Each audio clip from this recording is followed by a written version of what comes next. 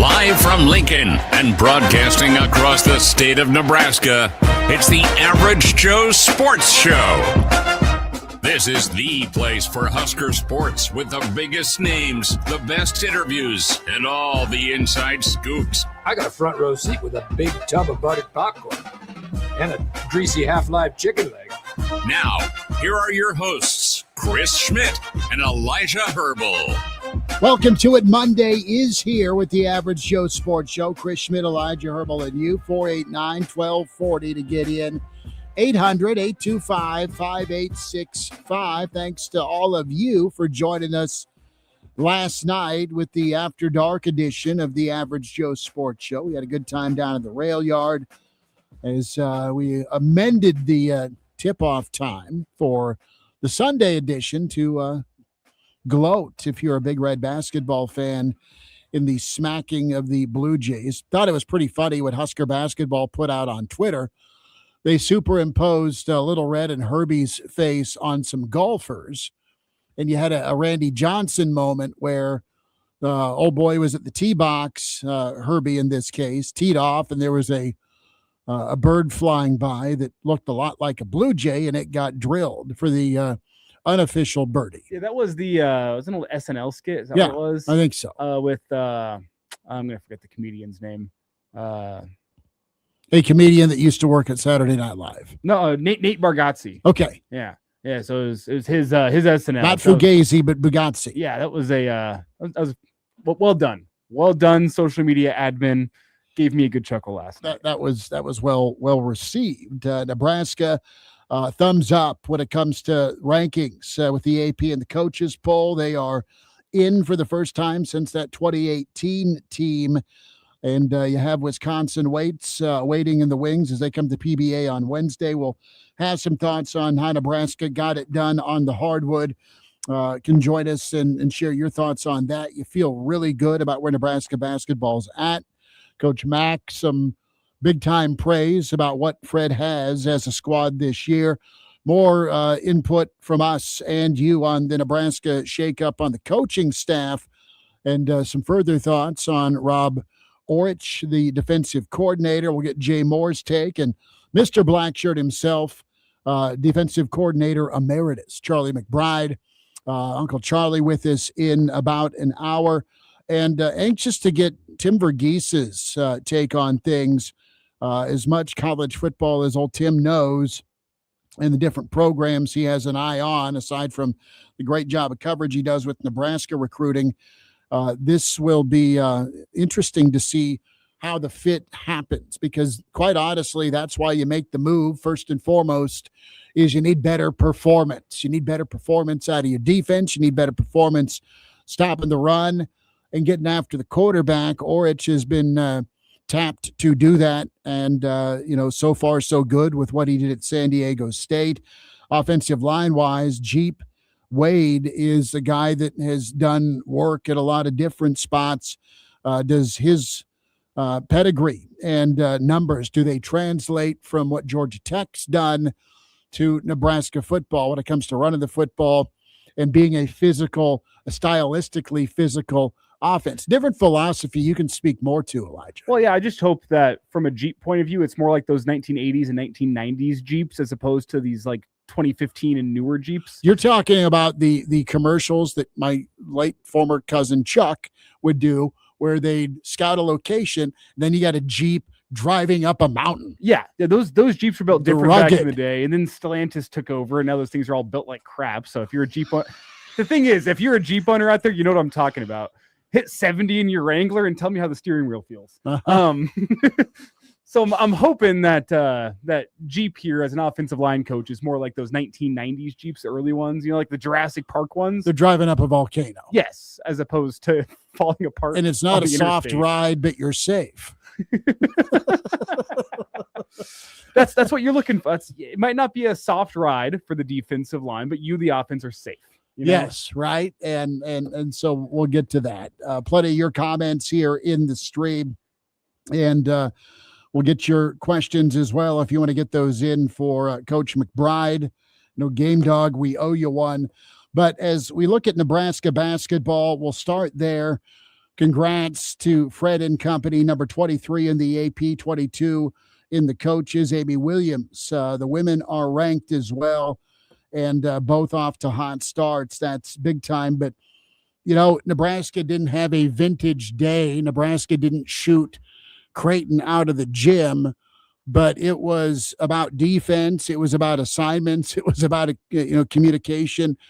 But overall, basketball yesterday was about Nebraska's toughness, their grittiness, and they were absolutely flawless. I know Creighton started out 0 for 7 from 3, but a lot of that was caused by Nebraska's aggressiveness, their closeouts, and then just what Nebraska did in the paint. Rink was great. Berke was fantastic. And I thought Coach McDermott nailed it with the praise he gave yesterday for Nebraska's role guys. And he said it in the post game where the difference was Sam Hoiberg. And Sam has been the spark. He has been kind of the heartbeat on some other teams that were maybe a player or two away or fighting to get into a tournament. We'll see where this team concludes their journey.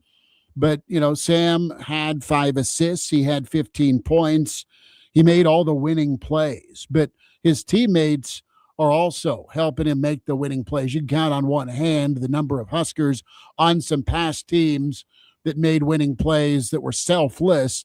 I think you have a very unselfish team, and there's enough talent and good basketball IQ to spread the wealth. That's kind of what they did yesterday. And what Nebraska has this year, and let me qualify what I'm going to say here by say no team has ever won an NCAA tournament game in December. That's not how it works. You got to continue getting better. You got to continue improving. The Big Ten slate is going to be a grind, and there's going to be lessons learned during that Big Ten slate that while they might not feel good in the moment, beat up on a Saturday sometime. They will help you. Those are the lessons that you learn that will help you in March. That being said, Nebraska's role players, and as Coach McDermott last night said, they all are just stars at playing their role. From Cale Jacobson, Sam Hoiberg, Jared Garcia, you have guys that step in, know their role, play it very well. Frager, I think, is elevating past the point of role player, especially with the Asian injury. His role last night, though, was off the bench, and he had some timely points. But then you also have guys that, like Rink Mast, there's not going to be many teams in America. I don't care if they have a 7'4" guy down low. The amount of ways that he can beat you offensively, he is going to be a real problem for about any team that you play in the Big Ten, in the SEC. No matter where a team is from, they're going to struggle with Rink Mast because, hey, guess what? Even if you can take away his post-scoring ability, he's got post-passing ability. He can beat you from the high post. He can handle the ball from the top of the key. He can knock down threes. The amount of different ways he can beat you is going to make him a real problem for plenty of different teams. You have a guy in Jamarcus Lawrence that I think from the point guard position, with how confidently he's willing to fire and play defense. I mean, kind of a 3-and-D point guard. He's going to give a lot of teams problems. I look at Price Sanford as being a guy with that quick release. There's not many defenders in America that can stay in his grill and take him away from his shot. Like, there are just players on this basketball team that will give lots and lots of teams in college basketball headaches this year. And again, I don't want to anoint this team in December because there is still a lot of improvement that needs to be made, but this does feel like the team finally that should be playing in an NCAA tournament come March and should give you a really good chance. You should be a decently seeded team in the tournament if you go out and execute in Big Ten play like I think this team can with the leadership that they have. So I got to ask you this question. You reached out to a famous Average Jane, and you're waiting to hear a response. I was wondering what your little smile was in there. Because across my timeline comes Elijah Herbel in the Sydney Sweeney's DMs. Yeah. And you just asked Sydney, why didn't you read the message? I asked her, I'm just wondering what your thoughts are on Nebraska basketball being ranked in the AP top 25 for the first time since 2018. No response. Not yet, but it's only a 20-minute old posting. How long ago did you hit your friend Sydney up? Over an hour ago. There's nothing back. She might be a Creighton fan. That's what the more time goes on, the more I'm starting to think that maybe she just likes the team up north, which would be tough, but we'll see. We'll see. I'll give her some time. Still nothing. So let me ask you this. If you get a response. I don't know what to do, man. Yeah, okay. I haven't thought that far ahead. Say, Elijah, say your friend Sydney responds to you. What next? I mean, are we slating her before or after Clausburn on Friday for a guest appearance? during the Friday forecast. During the forecast? Yeah, that would go well. That would go very well with Clausburn and Sydney Sweetie making the naughty and nice list. There's a joke to be made there, and I'm going to let that one slide. But good for you reaching out to famous listeners. You gotta try, investigative journalism. You got to try your sources. So we'll see. Oh, she's the source, is she? She can be. Okay. Mm-hmm. I'm sure we could get some good info out of her. I think so too. I love that. The silence is deafening.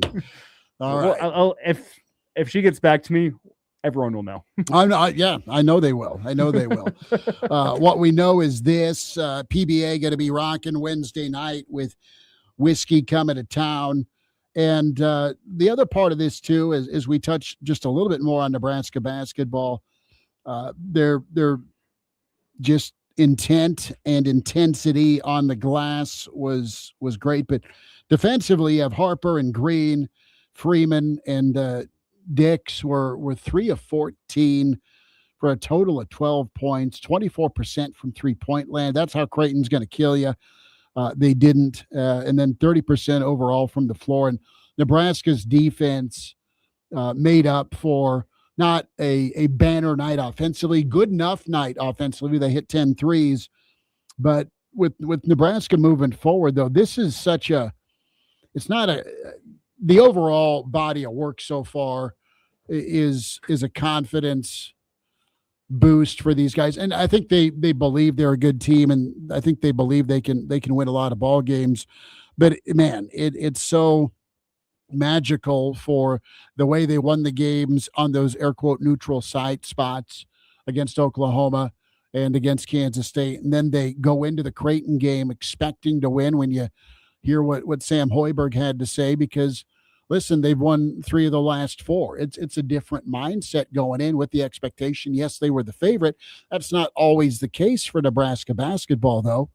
When it comes to the I-80 rivalry, they just Creighton's had their number for a long, long time, but it's shifted a touch. And Nebraska's doing their thing and winning against a team that is and has made runs in the tournament before. But let's also be clear. This Creighton team is bad. Not Nebraska's fault. No, not Nebraska's fault. They went out and did what they were supposed to do. I would argue, as you kind of said, offensively, you were off. And there's been concerns. How is this team going to handle itself whenever the threes aren't falling, whenever the shots aren't falling, whenever there's some sloppiness offensively? Well, last night it was locking in defensively and holding Creighton to 50 points. And no matter how well you thought Nebraska was going to perform, I didn't hear anyone who picked Creighton to only score 50 points. But that's a bad Creighton team. Unless they make drastic improvements quickly, that's going to be a team that finishes in the bottom half of the Big East. It's a good Big East this year, and they're not one of those good teams. So, and again, this is not to discredit Creighton. This is just to be real. It's a Creighton team that leaves a lot to be desired. And you know what? You did what you're supposed to do. The pressure ramps up now against Wisconsin, a better Wisconsin team coming to town on Wednesday. And then you have a big test and a team that, with a good performance, I mean, you can go put the country on notice if you go perform well at Illinois. That is a fantastic basketball team. So there's still great opportunities that await you. Nebraska went and did what they're supposed to do. So I'm holding, if you're watching us on the stream on YouTube, where you can find us 7 days a week with the Average Joe Sports Show for our radio audience, I've got a throwback, believe it's starter. That's a starter jacket. Okay. You can check the zipper. You can check the sleeve. It says starter on there. Right. And it is a Nebraska starter jacket, probably from 1992. Smells like it's from 1992. Whose is this? I know earlier today on Morning Hookup, Motzi, the Creighton fan, had to wear Husker gear as part of the I-80 bet. Yeah, that's mine. This is yours. Yeah, remember on the Average Joe Sports Show, we were trying to do, if you flip it around, there's a big old holiday on the front. If you remember correctly, we were trying to figure out who Holiday could be. We still haven't figured it out. So, well, we know it wasn't Carlisle Holiday because he ended up going to Notre Dame. That thing's a freaking double XL. So whoever owned it, if you have a large, I'd assume gentleman in your life with the last name of Holiday who had a starter jacket back in the 1990s, let us know. I've been trying to solve the mystery. This looks like it's player issued. That's what I was thinking too. And whenever I got it, there was sand in the pockets. Probably from an Orange Bowl. That's what I'm thinking. But there's no Holidays from that era on a Husker roster. At least Holiday spelled that way. It's one L, if I remember correctly. Okay, so we need to check with Babbers on this. I thought you took old George Darlington's jacket from him. No, or T.O.'s. I got a guy. T.O.'d go to the gym and be legit. This would be hanging up in the coat room at the gym, and it said Osborne on the right side. So I got a guy. Give a shout out to Dawson. Okay, Dawson goes around the area. He owns Single Stitch Lincoln. I believe they just got themselves a brick and mortar storefront. Good for them. Goes around the area and finds a whole bunch of old vintage Husker gear from thrift shops in Iowa, Kansas, Nebraska, South Dakota, Colorado. Makes deals, trades Colorado gear that he finds around here to folks in Colorado with Husker gear. And he has the best collection of vintage Husker gear of anyone I know. He thought of me whenever he picked soon that to be one up. Advertising on the Average Joe Sports Show. We'll see. All Cross right. our fingers. But that is a free shout out for Dawson because he got me a great deal on that jacket. So It's warm. Dawson and Single Stitch Lincoln, the place to go for your vintage Husker gear. That's nice, and it's a good jacket. It's still hanging here. We had to show the Joes on the stream. You can wear it the rest of the show if you want. I'm okay. I got mine. I had a starter jacket like that once upon a time, but it was a Chicago Bulls one, not a Nebraska one. All right, Tim Verghese in the On Deck Circle. Thoughts on the coaching changes. Good to be with you on a Monday Average Joe Sports Show.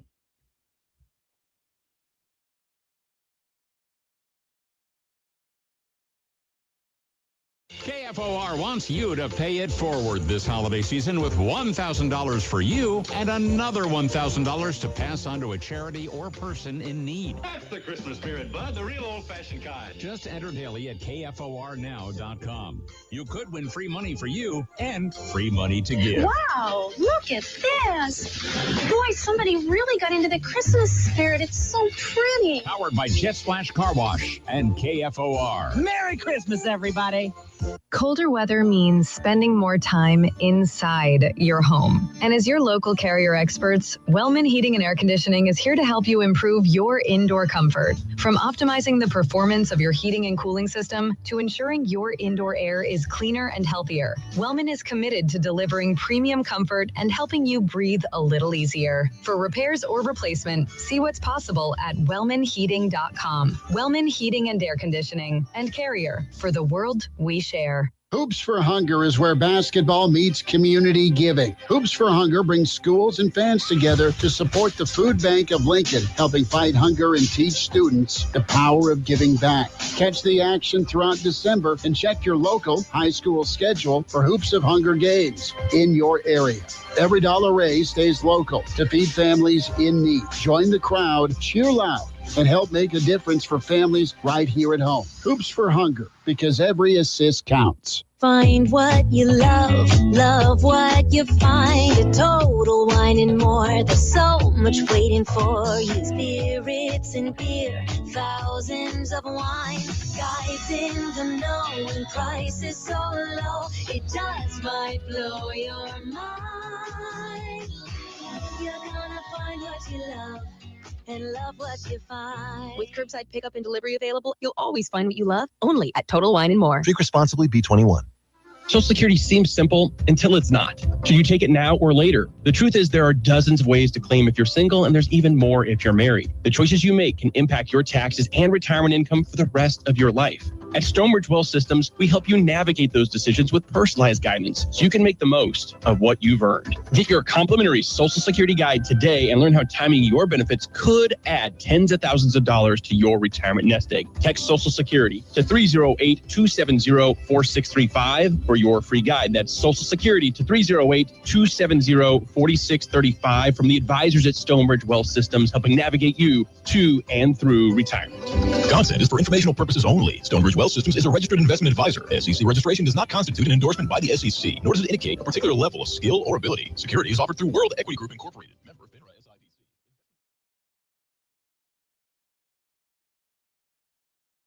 SIPC. We're back with more. It's the Average Joe Sports Show with Chris Schmidt and Elijah Herbel.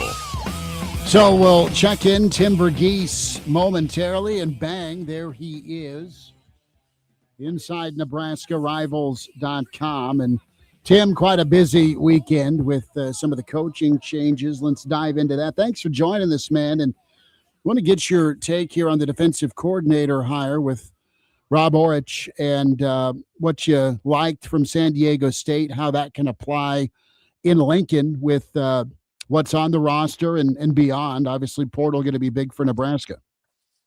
Yeah, I think it's a lot of the best way to put it, I think, is a lot of what Nebraska's wanted to do defensively over the last 2 years and what they've tried to essentially pair. You've seen the experiment of trying to pair what they want to be in coverage the last 2 years with what they were doing in run defense the first 2 years under Tony White, and what the pros and cons of that. The Orich is at a really high level, and I think a lot of discussion out there on his 4-2-5 versus 3-5. A lot of the same stuff. It's a 4-man front with a stand-up edge to the boundary. He takes a lot of, I think something. I'm just put up a piece on what he brings as a recruiter and what his recruiting impact going to be, and diving back in on what he identified at Idaho and what he identified at San Diego State. He wants explosion off the edge. He wants space eaters along the interior. He prides. Or he really values versatility, both at edge, linebacker, tasks his safeties with a good bit. And I think something you're going to see, I think, moving forward in spring, is there's going to be a real value on the nickel position, what that guy does, how he contributes as a run fitter, how he contributes, and how he moves around in the pass game and coverage as well. So I'm really curious to see what this evolves, what this looks like. For what it's worth, back in 2023 at Idaho, when he was a defensive coordinator there, it was Andrew Marshall that was his nickel corner. Marshall then moved to outside corner in 24, obviously transferred to Nebraska.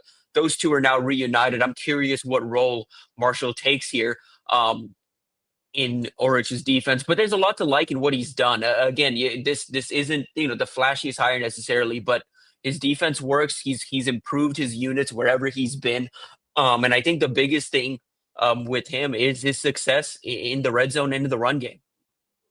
Tim Verghese with us here on the Average Joe Sports Show. And Tim, when you look at him, obviously you'd like to have a guy that is both a mix of a guy that can evaluate and bring in talent as well as develop the talent. When you look at 2026, is it more important that he finds the right talent in the portal and brings it in, or is it more important that he develops what Nebraska already has on that defense?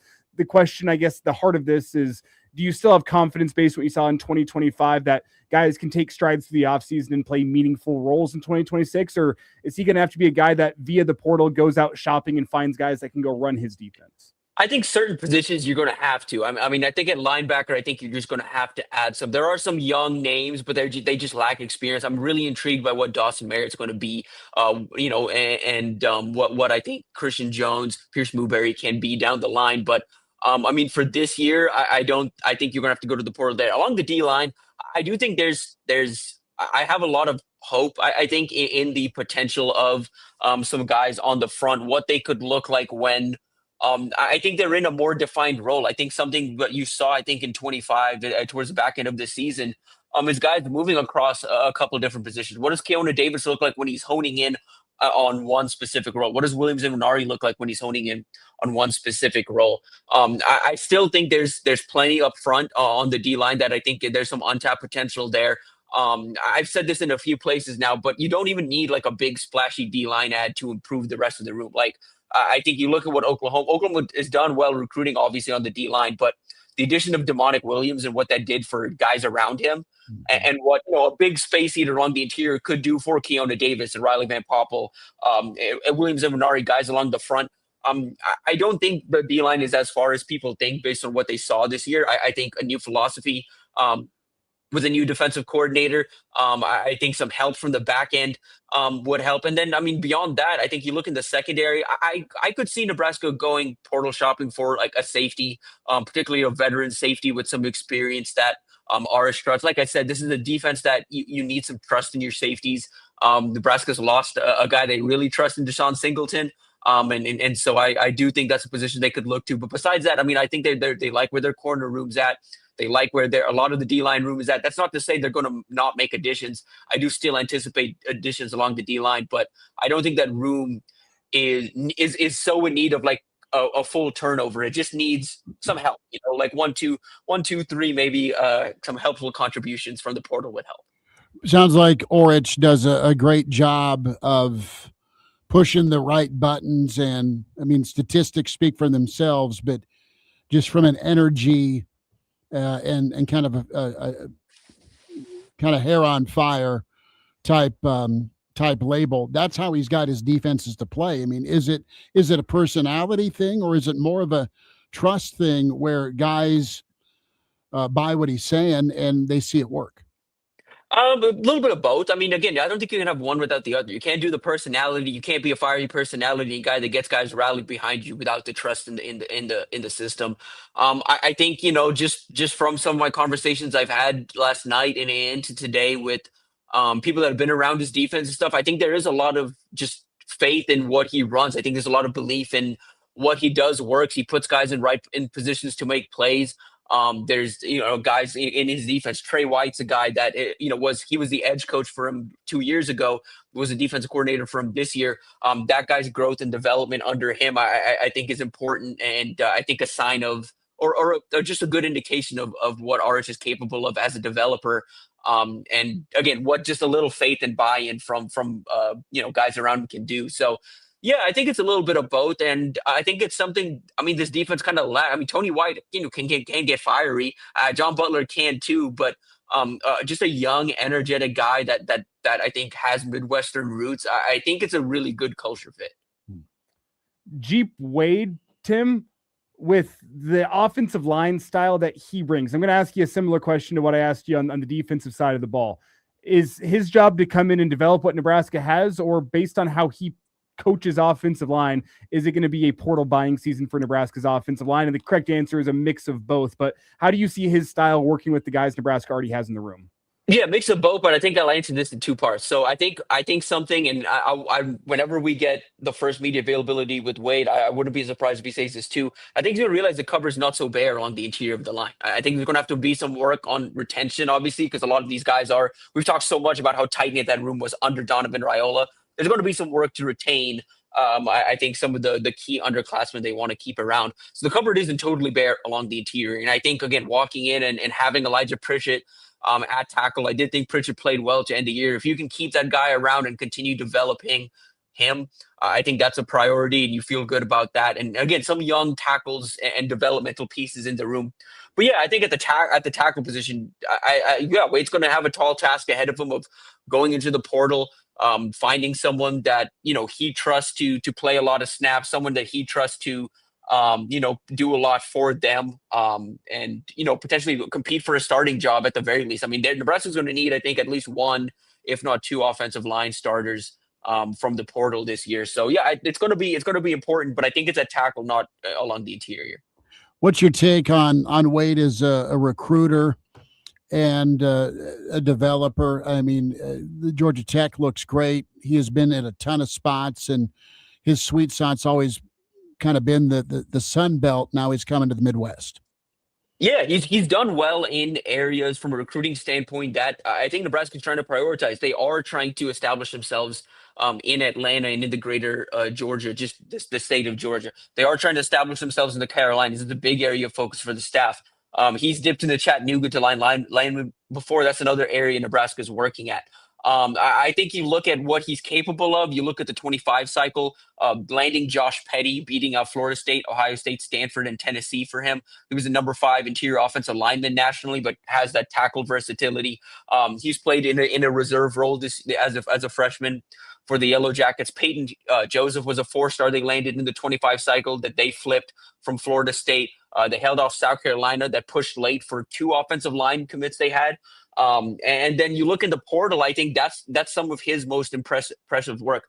They went and got South Alabama transfer Malachi Carney last year. He started all this season at right tackle. They finished the year as a Joe Moore Award semifinalist. They wouldn't have done that without the addition of Carney from South Alabama. In 26, he landed twins out of Georgia, beating out Florida and Georgia for him, Cortland and Courtney Hurd.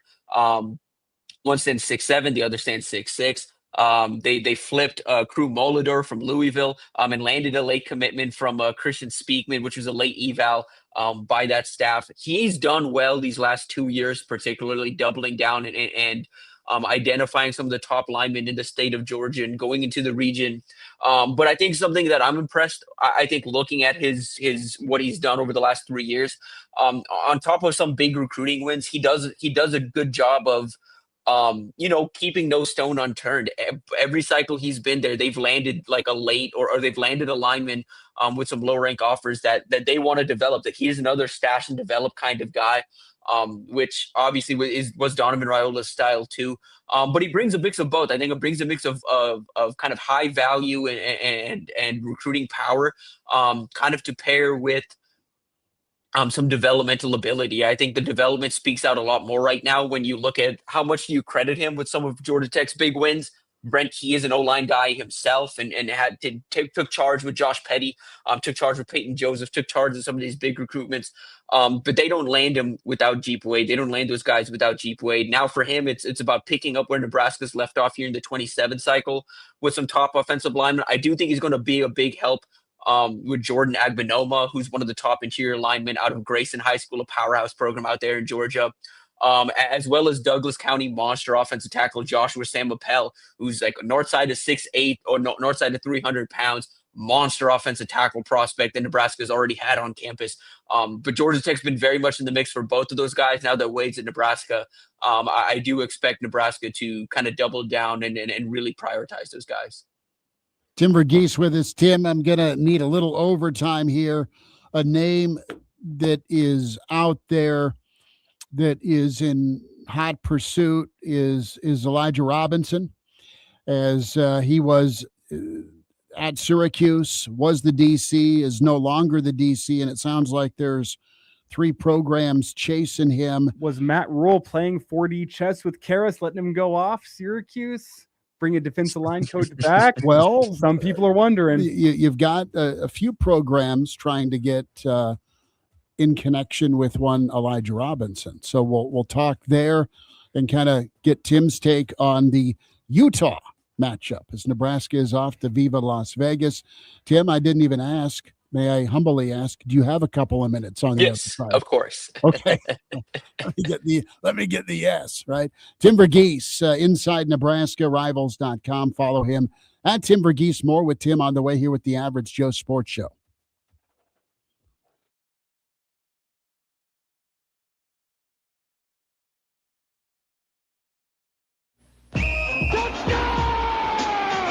Hey, it's Chris Schmidt. Find us with the Average Joe Sports Show. Talking Big Red and beyond. Monday through Friday, 4 to 6 on KFOR. And can stream KFORnow.com.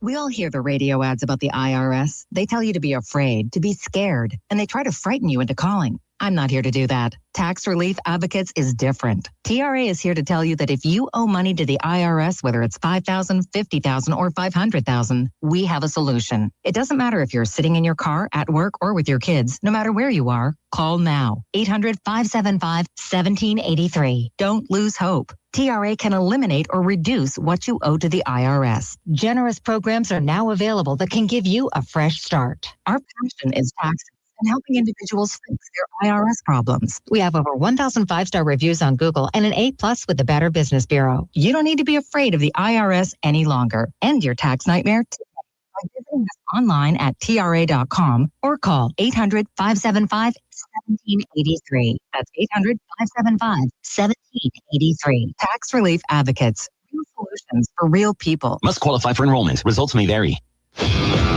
This is the story of the one. As the purchasing manager at a manufacturing plant, she knows the only thing more important than having the right safety gear is having it there when you need it. That's why she partners with Grainger for auto reordering, so her team members can count on her to have cut-resistant gloves on hand, and each shift can run safely and efficiently. Call 1-800-GRAINGER, click Grainger.com, or just stop by. Grainger, for the ones who get it done. Between all the holiday parties, weekend tailgates, and family get-togethers. Oh, they're here. Hey, who needs something to drink? we've been overindulging a little more than usual. Thank goodness we both added active liver to our diets to give our livers some much-needed support so we have the energy we need to enjoy the holidays. Active Liver from New Nordic contains a powerful blend of turmeric, milk thistle, and globe artichoke extract designed to give your liver maximum protection and help it do vital jobs like removing toxins from alcohol, rich foods, and sweets. Try Active Liver today and enjoy all the holiday treats with the peace of mind of knowing you're giving your liver some relief. Find Active Liver online at Amazon, Vitacost.com, or iHerb.com. Or pick it up today at CVS, Meijer Grocery, or ShopRite. Enjoy life to the fullest with Active Liver. KFOR is now available in high-definition stereo. This is the good stuff. Listen in your HD radio. We're back with more. It's the Average Joe Sports Show with Chris Schmidt and Elijah Herbel. Back with you, Tim Verghese. Some overtime with this Monday edition, the Average Joe Sports Show. Find Tim with Rivals.com and Inside Nebraska, of course, and his No Huddle recruiting blitz. You better check that out on YouTube. Tim, thoughts on Elijah Robinson? Got reports over the weekend that it looked like Robinson was going to join Lane Kiffin's staff. And now it sounds like Matt Rule's made a meaningful offer per Football Scoop. And also Matt Campbell may be reaching out. Touch on what the addition could be for Nebraska. Robinson's addition would help anchor the defense. Yeah, Elijah was one of my favorite dudes when I was covering A&M. Every time there was a day where I was making the rounds on around in Houston and just go out to see prospects, and he was too. And it was like 4 straight schools where we just bumped into each other, where it was like, what the heck are you doing? Like, I drove across town, he drove across town. You know, it was just insane. Did you carpool? We got to that point by the 3rd school. We're like, can you orange and ride together? Like, but no, he is a relentless recruiter and developer along the defensive line. I know a lot of people you obviously look at what he did at A&M, that 2022 recruiting class, getting those guys, what he did again in 23 at A&M, what the early, but I think you pair all of that stuff comes with a lot of legwork. You know, it wasn't A&M just simply bagging defensive linemen, even though obviously that at that time, that was the narrative. That wasn't necessarily the case. Elijah Robinson did a really good job early on building relationships with top defensive linemen, identifying them very, very early in the process, sticking with them through the process. He brings, wherever he goes, he's going to bring, again, strong relationships at the areas you need to, at IMG Academy, in Louisiana, in Houston, in Dallas, in the Northeast, in the DMV, out west. Like, he has had success recruiting D linemen all over the country from everywhere, developed them at a very high level. It didn't go so well for him as Syracuse's defensive coordinator, but I think that's important. And I think for him, for a lot of people, I think it's important to climb the ranks, figure out where you fit in best. For Elijah Robinson, he fits in best as a D-line coach. He's great at it. He's elite at adding talent into the room. He's elite at developing that talent. And I think on top of that, he's a really good personality. You get around him on the recruiting trail. He was a guy at A&M where the longer he was on staff, the more and more recruitments he found himself working beyond the D-line. He was closing on guys in the region. He was working in Houston in particular. I think he does great work. And he's a guy that, again, if you're looking for the guy that recruitment specifically on the offensive line and defensive line, it's about having the dudes. If you want to land the dudes, you got to get the guy that has had the most success recently doing it. And with LSU, Chasen, I mean, he's a recruiter. Everyone knows LSU is a great place to recruit to, the talent that you have down there. In this pursuit of a new defensive line coach, what would potentially set Nebraska apart? Would it just come down to money, the relationship with Rule? Because I know there's a previous relationship there. Like, how would Nebraska beat out LSU to get Elijah Robinson on staff? Yeah, I think it would have to be one, that the relationship with Rule. And I think, again, you'd pitch him on strong culture, building something that's more sustainable than, obviously Lane, year in, year out at LSU, the goal over there is to build something sustainable, build a contender, and he's going to have all the resources to do it. But at Nebraska, you're building a true kind of culture. You're building something that, there's an emphasis on retention. There's an emphasis on development. And I think there's also kind of an emphasis on learning too. I think the opportunity at Nebraska compared to what it would be maybe at LSU or other places would be, again, this is an opportunity to learn from Phil Snow, a guy that Elijah Robinson's worked before, work under Rob Orich, work under, some of these guys on staff that Nebraska has. And Matt Rule himself is a defensive line guy. I think all of that factors in compared to an LSU situation where, Blake Baker's tremendous. Blake Baker's a tremendous defensive coordinator. How in tune is he with the line? How invested is LSU going to be in developing Elijah Robinson as a coach? I don't know. And I think another $1 million question: what are Elijah Robinson's thoughts on hot yoga? That's something you got to go do. I think that's part of it too. Is like what comes with Lane is the like what that looks like and what you're going to have to kind of deal with versus what you kind of have to deal with like Matt Rule. Who's your head coach going to be? For a lot of these guys, I mean, Elijah Robinson remembers it, dealing with recruiting while Jimbo Fisher is actively entertaining other roles or actively exploring potentially retire or like whatever it was every offseason. He's dealt with offseason drama and what that looks like. And I don't know if that's something he's interested in, getting away from that drama and having an opportunity to build something sustainable year in and year out with some money in there too. I mean, Nebraska can obviously be in the mix. Well, just looking at this from afar, a guy leaving A&M, and I know Jimbo was let go, but is good as Robinson's track record was down in Aggie land. He's a guy I would look to keep if I'm a new coach coming in. And I know that's not always the case, but you leave A&M for one reason or another and then go to Syracuse means I look at that as the guy who doesn't want a lot of drama around. Yeah. He wants drama-free zone. Yeah, I would agree. So, like, again, that's where is it Baton Rouge? Is Baton Rouge a drama-free zone? I don't really think so. But well, and that's about it. Last thought, Tim. What in your opinion happened with Karras and Toledo, and not that Orich isn't a bad hire. It looks to fit. Things can go well for Nebraska. Husker fans are hoping, but with Karras, I mean, that sounded like the move that was going to be made. The guy flew in, and then he ends up at Syracuse. Kind of break that down, in your opinion. Yeah, I think part of this, it's part of, again, like when you look at specifically, you have to assess these moves kind of in the vacuum compared to the overall, like when you zoom in and get closer to the situation. And there were a few recruits this cycle that committed to Syracuse over Nebraska, and we're curious, you look at what the two programs are. I mean, again, we can say this, but there is, there's some pressure building here at Nebraska on Matt Rule here these next couple of years, whereas at Syracuse, this is the foundation. This 26 recruiting class that they just put together was supposed to be the foundation. For them, they were willing to overinvest at certain times on particular positions because for them, they're paying for their contributions in year 3 and 4 at the program, not in year 1 and 2. For Nebraska, obviously in the 26 cycle, they had to get guys year 1 and 2.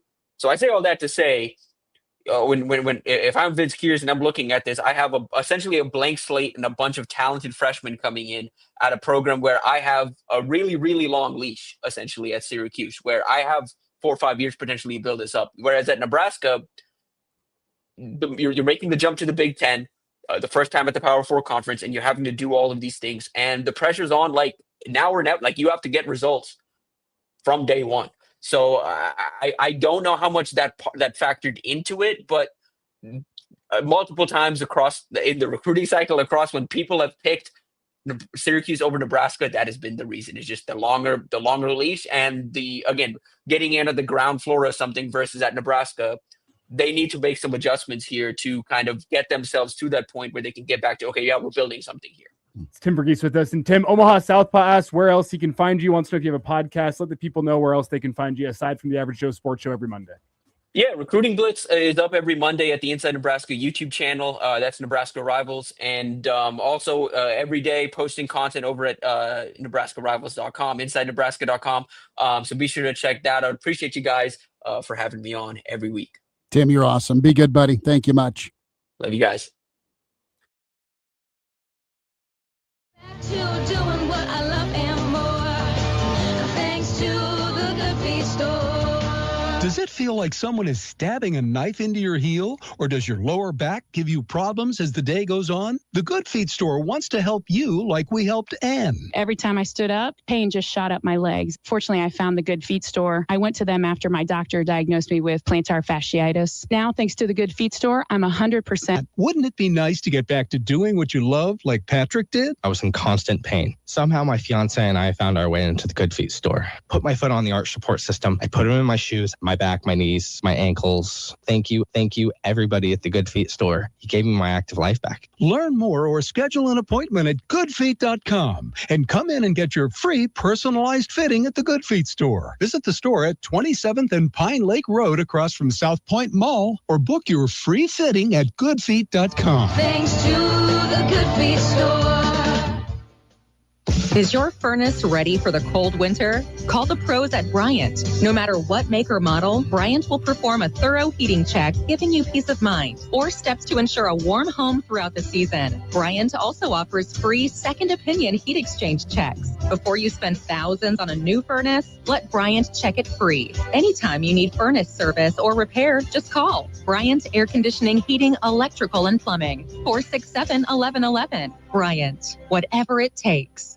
FIFA World Cup 2026 is coming soon, but your opportunity to be there starts now through an exclusive offer with an eligible Bank of America Visa credit card. For a limited time, become a new customized cash rewards or unlimited cash rewards Visa credit card holder, and you will be eligible for a chance to purchase FIFA World Cup 2026 tickets. Learn more at BofA.com/cardFWC26. What would you like the power to do? Bank of America, proud to be the official bank of FIFA World Cup 2026. Bank of America NA in partnership with Visa. Terms apply. Rights reserved. Ah, Cornelius, it's the holidays and Lincoln is positively abuzz about Jet Splash once again. Have they started washing sleighs, Reginald? Haha, not quite, but they are offering sleigh loads of savings on car wash bundles and memberships. It's their jaw-dropping holiday sale. Wow. Annual plans are up to $100 off, making it the perfect time to upgrade. And Jet Splash's 9th location on 27th and Vine is now open. Does it wash sleighs? Shop local or online at jetsplash.com. Well, does it? 145 over 92. 180 over 111. I had a heart attack and a cardiac arrest and then a stroke. Your blood pressure numbers could change your life. Lowering your high blood pressure could save you from a heart attack or stroke. If you've stopped your treatment plan, restart it or talk to your doctor about creating one that works better for you.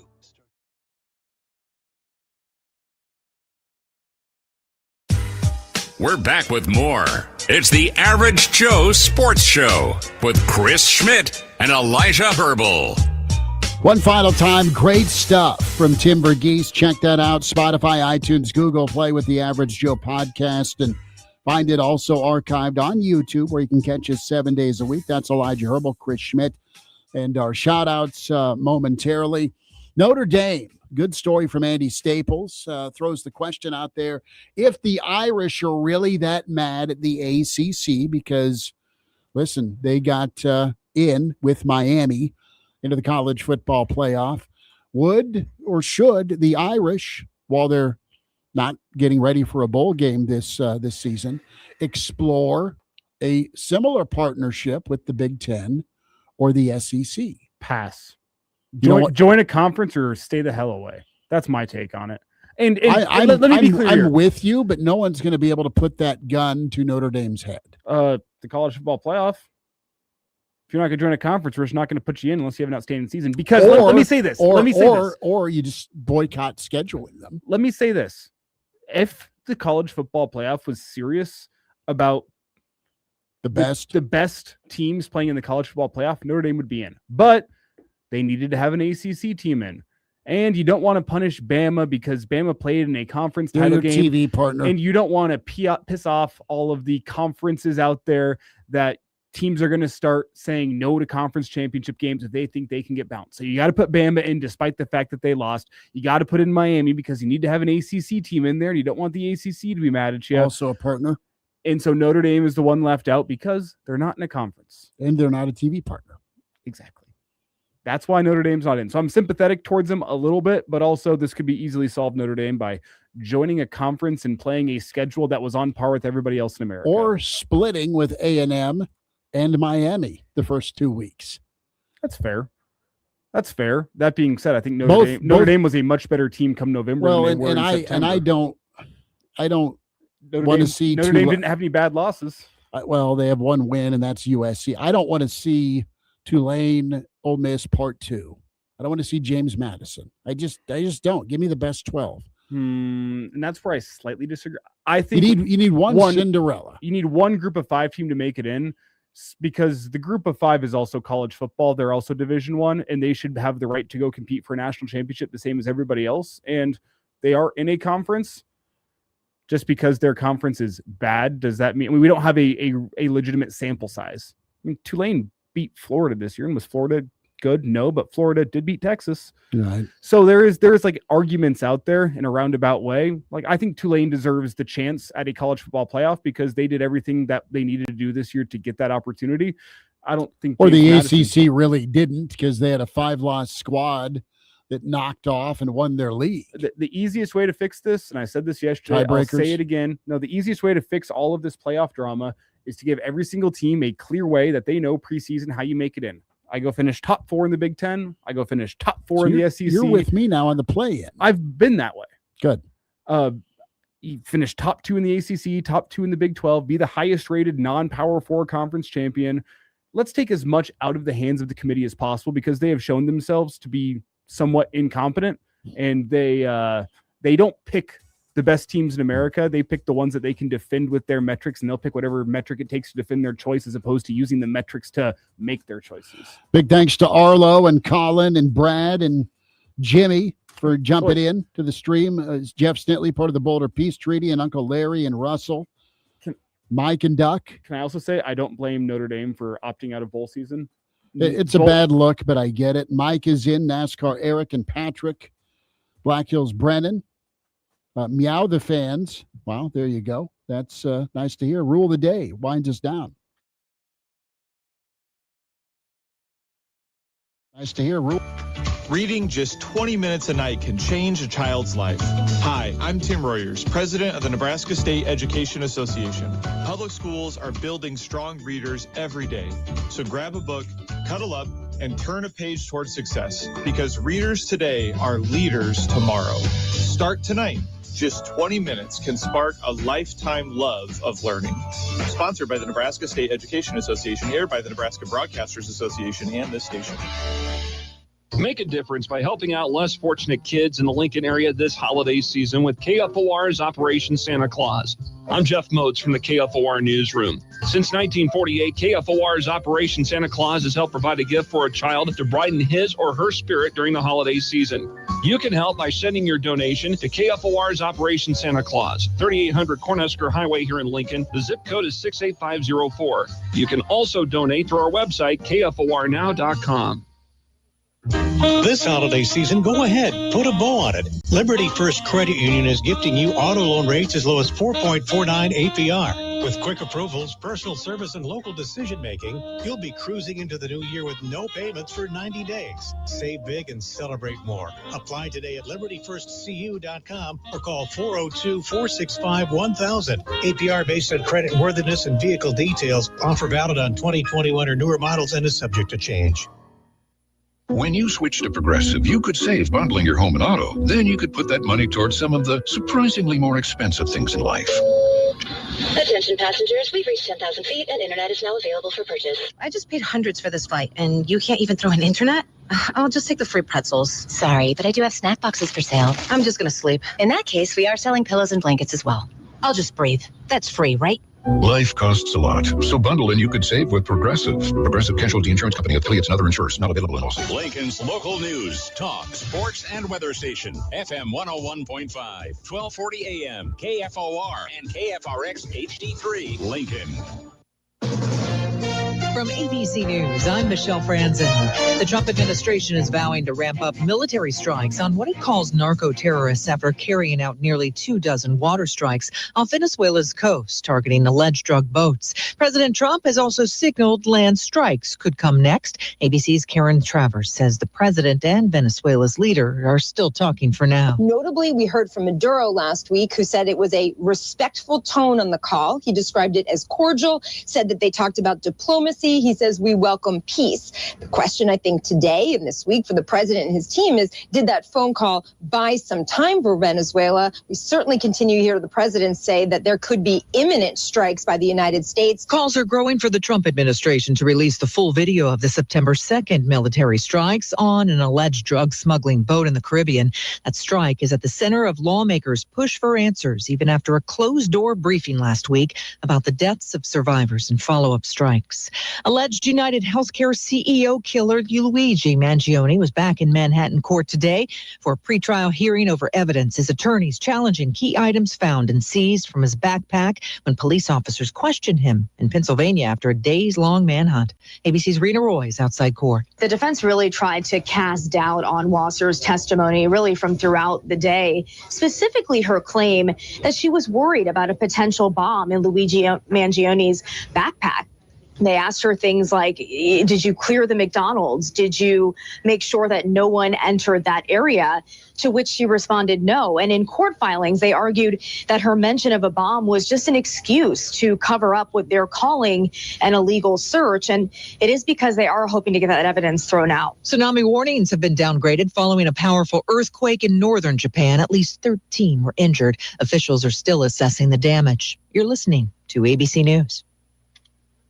Between all the holiday parties, weekend tailgates, and family get-togethers. Oh, they're here. Hey, we need something to drink. we've been overindulging a little more than usual. Thank goodness we both added active liver to our diets to give our livers some much-needed support so we have the energy we need to enjoy the holidays. Active Liver from New Nordic contains a powerful blend of turmeric, milk thistle, and globe artichoke extract designed to give your liver maximum protection and help it do vital jobs like removing toxins from alcohol, rich foods, and sweets. Try Active Liver today and enjoy all the holiday treats with the peace of mind of knowing you're giving your liver some relief. Find Active Liver online at Amazon, Vitacost.com, or iHerb.com. Or pick it up today at CVS, Meijer Grocery, or ShopRite. Enjoy life to the fullest with Active Liver. Tires left in roadside ditches. Good afternoon. I'm Elijah Herbel, KFOR News.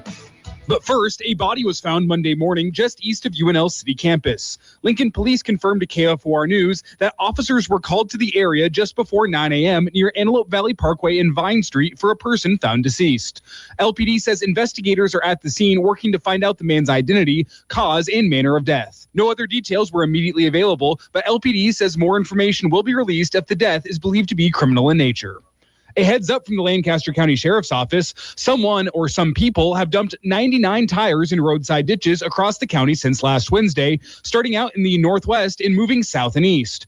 Chief Deputy Sheriff Ben Houchin says to keep an eye out for anyone trying to do this. Try to get a description of the people who are doing this or person, and also a license plate and a description of the car would be greatly appreciated. Houchin says 55 tires were found last Thursday in the area of Southwest 72nd and West Pleasant Hill Road, which is just east of Denton.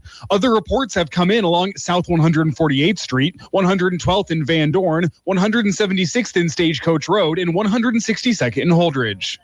Waverly business owner Matt Warner on Monday announced his bid to seek election to the District 5 seat on the Lancaster County Board of Commissioners for next year's election cycle. Warner owns Empire Netting and Fence, a nationally recognized leader in sports netting and fencing. District 5 is made of Northeast Lincoln and Lancaster County, including both Waverly and Davie. In sports, the Nebraska men's basketball team has cracked the AP Top 25 poll this week at number 23 after improving to 9-0 on the season with a win over in-state rival Creighton. The Nebraska women's basketball team is also ranked this week at number 24, beginning their season undefeated at 8-0. It's currently 40 degrees and overcast here in the capital city. For KFOR News, this is Elijah Herbel.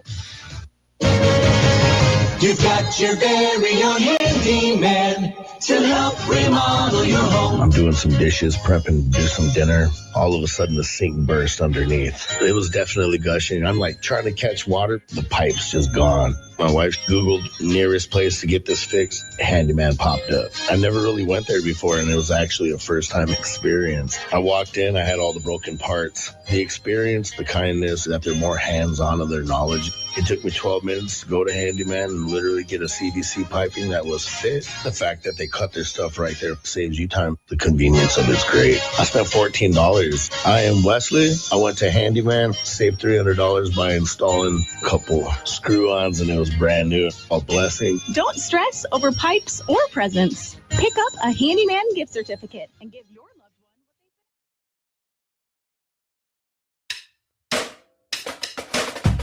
one. Live from Lincoln and broadcasting across the state of Nebraska, it's the Average Joe Sports Show. This is the place for Husker sports with the biggest names, the best interviews, and all the inside scoops. I got a front row seat with a big tub of buttered popcorn and a greasy half-live chicken leg. Now, here are your hosts, Chris Schmidt and Elijah Herbel. Back with you. It's Hour 2, Average Joe Sports Show, and can find on YouTube 7 days a week. Like and subscribe on YouTube to the Average Joe Sports Show. Twitter, AJ Sports Radio. Locally, KFOR Facebook can stream there. And always find us on the Average Joe Radio Network, kind of around the state where you can check in that way. Jay Moore going to join us here at 5:25. The Blackshirt Hour gets kicked off as we'll check in right now with Mr. Blackshirt himself.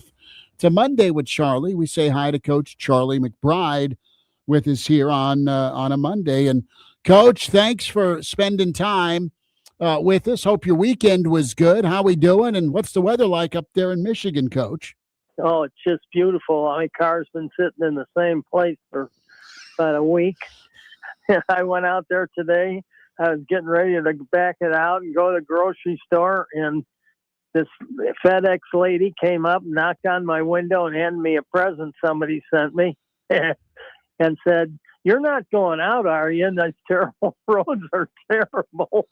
So I just turned the car off, got up, and said, "I'll try it tomorrow." Well, we're gonna have to send a St. Bernard and team of Huskies. Oh boy, we had more snow here in the first, since I've been in here. There's more snow in the last 2 weeks than we had in the whole time I was. About 3-4 years I've been here. Man. And, well, hope it thaws out for you. No good. Coach, a lot to get to, and I want to get your thoughts on the new defensive coordinator, that hire coming down last night as Rob Orich. He is a defensive edge guy that got elevated to coordinator at San Diego State. They were, what was it, Elijah, second or third in stop rate, which is keeping people from scoring touchdowns on you, which is good. But early thoughts on Orich and the move Nebraska made. Well, I think a lot of times statistics are what people go by, and I'm not really excited about that, because you could have a good defensive line or a good secondary or a good this or that, and by the time you get done, like for example, we led the nation in rushing on offense, okay, and we were last in pass, and we won the conference, of course. But if you look at the touchdowns, quarterback was first in throwing for touchdowns. Sure. So, it's all a matter of how you look at it, and how some people everything looks good, but in reality, it's not so hot, and that's what scares me. What I do look at, though, is I do look at turnovers, and I do look at, if your team gets a lot of turnovers, that's kind of important. I think And a lot of times there's good high school coaching, and they really teach a lot of that stuff. And they come in and they're good at it. But the majority of the kids are not that way. Mm-hmm. I talked to one of our players, and I said, "What did you do on defense?" He said, "Nothing." He said, "We had 15 minutes at the end of practice for defense." I said, "Well, did they teach you anything?" He said, "No, they just lined us up." You know, and he played for the Chargers as it was as a defensive lineman. But the thing is a lot of this stuff I frown on the pro aspect of the thing, because number one is, if you pay attention to what the guy said after he got fired, he said, "Well, the reason I went into pro ball was because I didn't like recruiting." That's one. That's one of them. That's the thing about every guy that goes into pro ball, is that he doesn't like to recruit. Mm-hmm. And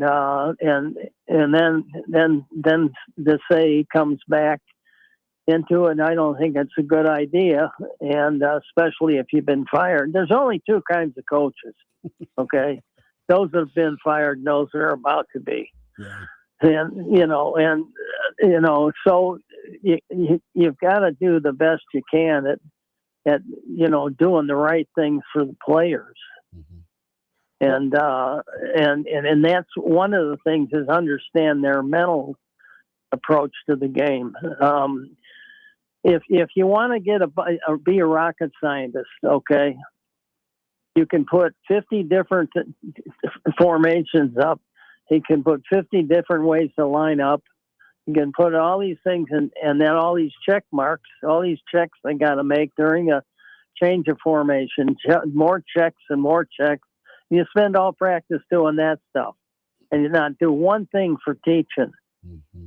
And so you got to really start with, at the bottom of the barrel. You can't start at the top of the barrel. You got to start at the bottom with a lot of these players. And you cannot sit them down for a year and just say, go stand over there and be in the scout team, and not teach them anything. Mm. I mean, they got to be taught. In fact, if you turn it around, then they ought to be taught more than the seniors. The seniors have already been taught, and they end up being, half the time they've been up being the coaches. Yeah. Because I don't see some of the stuff some of the times, and they'll help kids help each other. And, so it's important that you get that kind of time to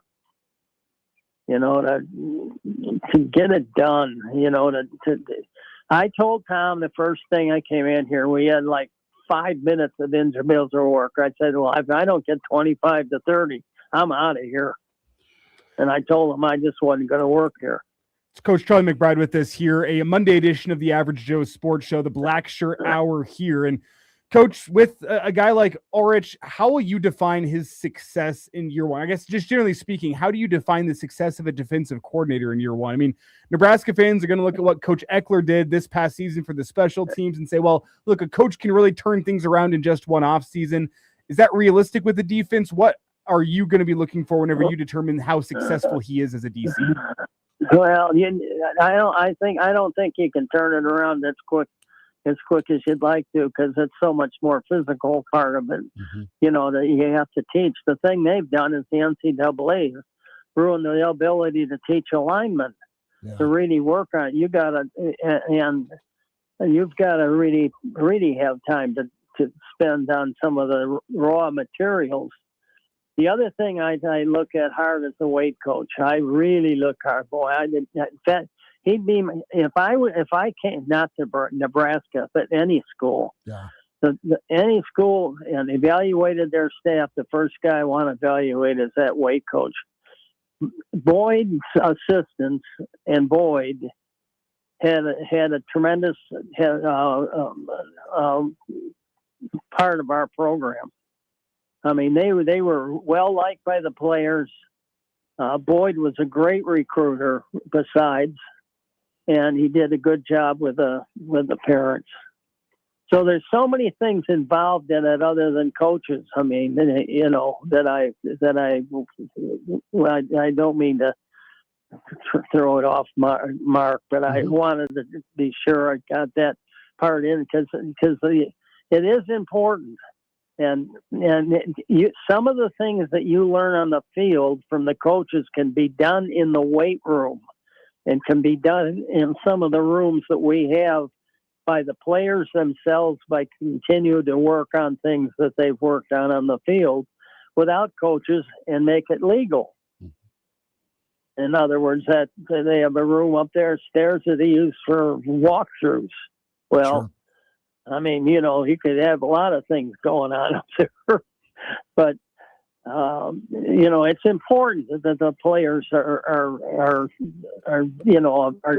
directed in the same mold and that they feel. You never let a kid feel any negativity when he leaves the field. He's got to feel positive. If you after a kid in practice, there's got to put his arm around his neck and walk off the field with him, and let him know that you're just trying to make him better. That's by pushing them and doing something like that. And some guys you just don't yell at. And you find that out too. You just don't come in the program, and that's why I said when you say, how do you start a program? It takes you a year or so to find out what the heck's going on. You asked the guys when I came in here what they thought of me. They said, this guy's nuts. That's what they said. They said, and then they found out that what I was doing and what was going on, and they figured out that don't worry, they'll figure it out themselves. You don't have to tell anybody. But that's the way it goes. I mean, there's so many things involved in it. But if you involve pro football in your thing like we have, and it's sold, you're going to be a pro player. We're going to make a pro player out of you. We're going to do this out of you. We're going to do that out of you. Don't do it. And I don't know if they're doing that or not. I just say don't do it. When you get a lot of pro guys, they want to see. They have a pro practice. They have a pro this and pro that. It's a teaching. You got to teach them. You got to build them. Coach, okay. I gotta ask you about the offensive line coach, Coach Wade. He's been a kind of a teacher and builder, a lot like Orich. That's their reputation. Are you surprised Nebraska moved on from Raiola on the offensive line? No. What's he had? College coach, college background. College and then NFL, yeah. Yeah. Well, once you get to the NFL, and John, I sat him down. John Perella got a job as a coach. I sat him down and said, "Now this isn't pro ball. These are kids. You got to really teach them how to play."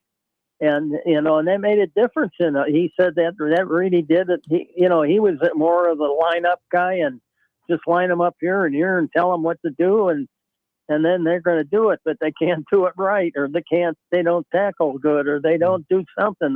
There's things they're still blocking and tackling in this game. Yeah. And, and when the NCAA cuts back from 20 days to 15 and then says that you can only have 3, 4, 5 days of hitting, they're crazy. They don't know anything about the game, and that's part of the problem with everybody. Because if you follow the rules, which I think some people actually do, your team's not going to be as good. Yeah. So that's that. What did they get your take on the move on the offensive line, and we'll see where Nebraska goes with it. I did have a question in from Game Dog, and he wanted me to ask you about the 1999 Big 12 title game against Texas, and the reference being after the first Texas game that October, Major Applewhite saying to the press that your defense wasn't that complicated.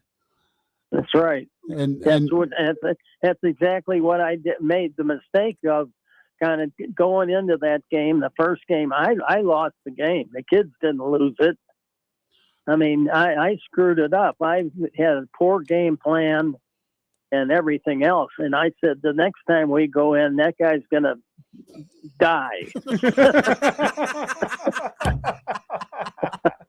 And he did. And well, we made apple. What was his name? Apple white. It was applesauce. Yeah.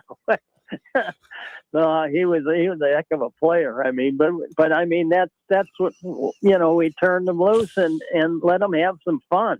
And that's what I think is when the game of pressure comes on, that's when guys have fun playing. When you sit there and bang on each other and just look at the guy in the eye and smash into each other and try to find the ball and all this stuff, sometimes, you got to have a little action. You know what I mean? Penetration or, and blitzing and things like that and make something happen. And that's what we did. That wasn't hard to figure out for me after I had I had a dumb spell in that first Texas game. No, I really did, and I kill myself to this day for being so soft. In other words, well, you guys were up quite a bit though at halftime on them. I mean. Yeah, well, it was what I called on defense. I called 3 defenses at the end of the game that were absolutely horrendous. Mm-hmm. I mean, I should have been put in some kind of prison or something afterwards because I screwed it up and I told the kids, it's not your fault, it's mine, and that we're going to change it. If we win the rest of our games, I said, if we win the rest of our games, we're going to play them again, and they'll wish they never played us again. And that's what happened. Charlie, thank you for sharing that story. But it was a good question from a pretty faithful listener. He wanted the lowdown on that. Coach, you stay out of the snow, okay? And we'll check in with you next Monday.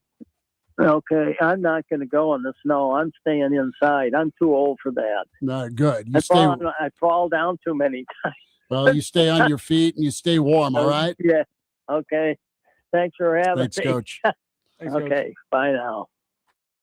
Live free for a year with KFOR with your mortgage or rent paid for all of 2026.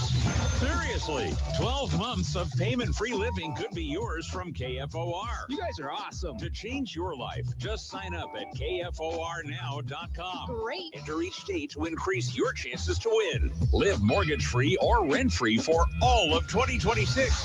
Powered by Liberty First Credit Union. Sign up to win now at KFORnow.com. You fix the house, you maintain the car, you manage the money. But when do you tune up the person doing all the work? Are you on top of your game? Do you have low energy, brain fog, no drive? It might be low T. At Limitless Mail, we help you get your strength and focus back. Because when you feel good, everything else is easier. Get your T levels checked at Limitless Mail. Schedule your free consult today. Who you trust matters. At 1011, finding truth is our promise to you.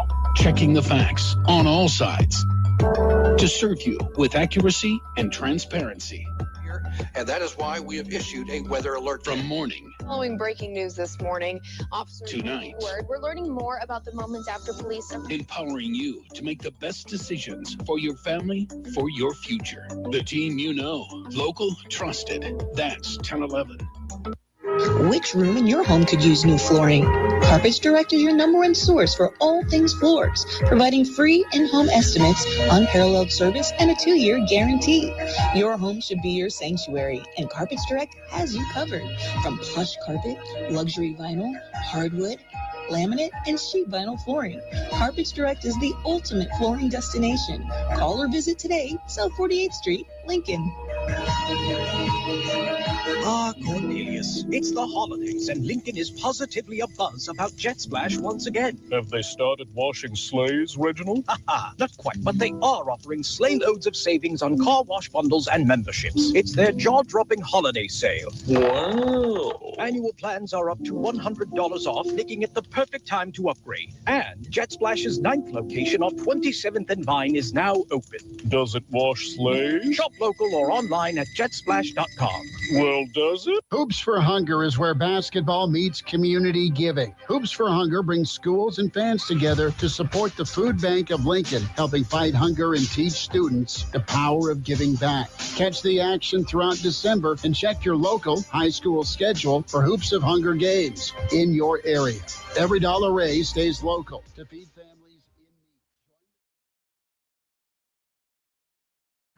All-State, a 2-year starter for the Big Red and an NFL vet. The Blackshirt Hour continues with a not-so-average show. It's Jay Moore on the Average Joe Sports Show. Back with you here on the Average Joe Sports Show. Blackshirt Hour continues, and we say hi to Blackshirt Husker NFLer Jay Moore. Catch him with Big Red Wrap-Up at JMoore44 on Twitter. Jay Bird, plenty of things to discuss with all the coaching changes and the reshuffling of the staff. We'll get your take on Husker basketball as the men and women are ranked, and the Fighting Freds are 9-0. How was the weekend? Thanks for the time. Yeah, the weekend was good. It was eventful. Had 3 basketball games, so that's always fun. And it's always good. Nebraska beats the hell out of Creighton, so that just topped it off right there. Plus all the additional coaching changes and bowl announcements. So there was there was a lot of stuff going on. Well, we look at we'll talk with the defensive side first here with Rob Orich, the defensive coordinator from San Diego State. Stop rates are king, and you had a couple of names in flux there over the weekend. Karras from Toledo, and Orich was where Matt Rule settled. And tell me what you think here, 4-2-5, and it sounds like Keona Davis, should he stick around, might be at a more natural defensive end spot. But what's your quick take? Yeah, when it came out, didn't know much about him. Obviously, I think people that we maybe thought we heard about Karras. I think he's even in town, but you hear about Justin Wilcox, you hear about Jim Leonard, Knowles from, but those are big, those are big fish. Not just saying Nebraska can't get those big fish individuals. It's just in this day and age, it has to fit for what you want as a staff. And I think those bigger coordinators probably say, hey, if I'm going to come in as your coordinator, I want to be able to bring my whole staff in. And I'm guessing that wasn't the case with Coach Rule. It sounds like defensive backs coach wasn't going anywhere. Coach Dvorak wasn't going anywhere. So I think that had some, for lack of better terms, some strings attached, right? But I'm excited to see him. I'm not so caught up in the system. What I know he turned around San Diego State. He's turned around a couple other defenses. I know he's at South Dakota and a couple other places before that. But I just like the fact that he is young, and I know young guys have a lot of energy, piss and vinegar, whatever you want to call it, and they're going to get the most out of their players. And that's what great defensive coordinators get, is you are willing to, just good coaches in general, you're willing to do damn near anything to make them happy and to make sure that you are you're living up to their expectations. But I do know one thing that he's been really good at is that stopping the run. His run defenses at San Diego State have been really, really good. Their success rate against points scored, really, really good. But we know that's what we have to do, just in football in general, but in the Big Ten. And there's a lot of that trench warfare still matters. And Nebraska needs to be better up front. They need to be more violent, more physical, and they need to make more plays in the backfield. And whether that's in a 4-2-5, a 3-3-5, a 4-3, whatever you want to call it, I feel confident that Coach Rule knows what he wants and is able to go find that guy to instill that confidence, that belief into his defensive players to get the most out of them. Because I think they vastly underperformed at times in 2025.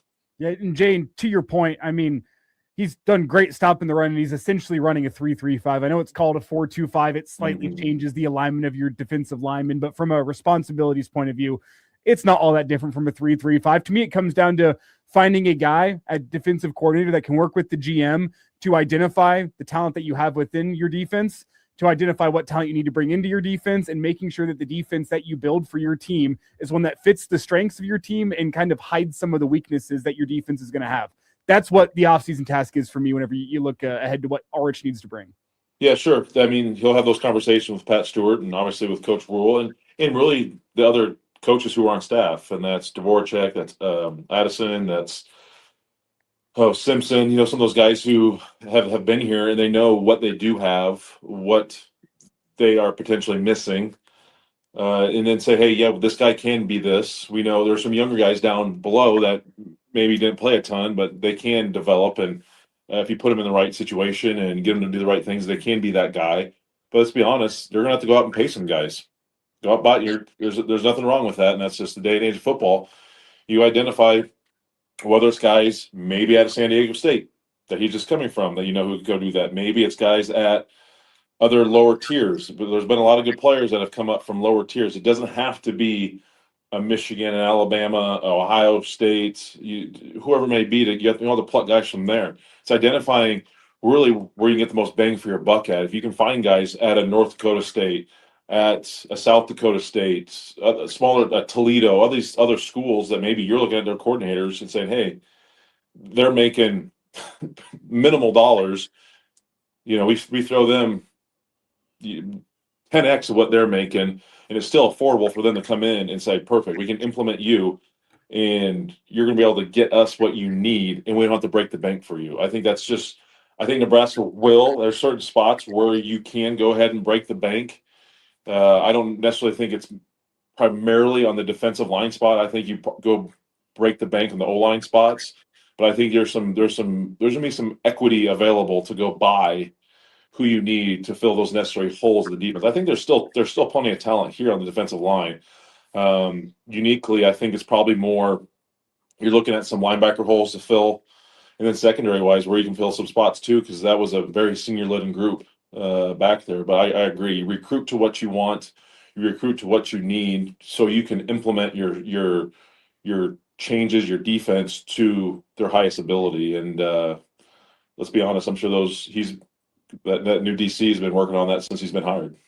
What does it mean to you as an edge guy to have Ulrich in here, because he got the bump at San Diego State from edge coach to defensive coordinator, because that needs to really ramp up. Do you agree with it when it comes to pass rush and getting after the quarterback, or just just set the run, stop the run on the edge?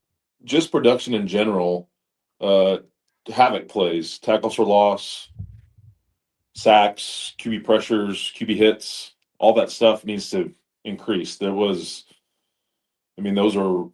weren't impressive numbers that our front seven produced this year. Your sack leader's at 2.5. I think your biggest TFL, the guy was, I don't know if you got the double digits. So that's not good. So that's identifying where it's coming from. But yeah, you need, let's be your great defenses. I mean, I think it's 6 1, half a dozen the other. You can have really good edge guys.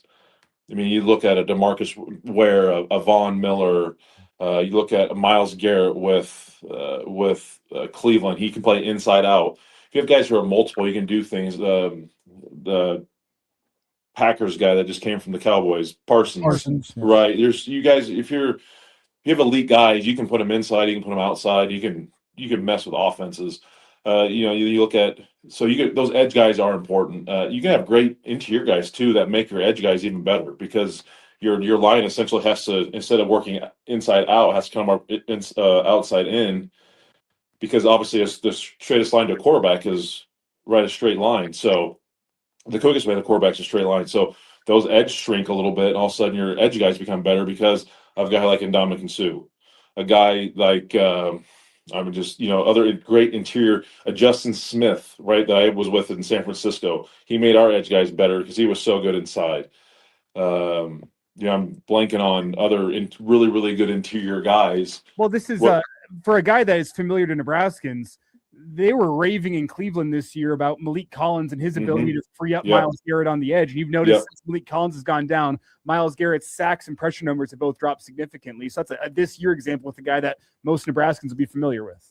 Yeah, it's either. I mean, you can have it from multiple spots. I mean, I think the Myles Garretts, the Parsons, the DeMarcus Wares, the Von Millers, your edge guys. Those are kind of the sexy people pay more attention to that, but they all work, together. And if you have one elite guy inside, your edge becomes better. If you have an elite guy on the edge, your inside guys becomes better, because all those attentions got to get spanned as it goes to those guys.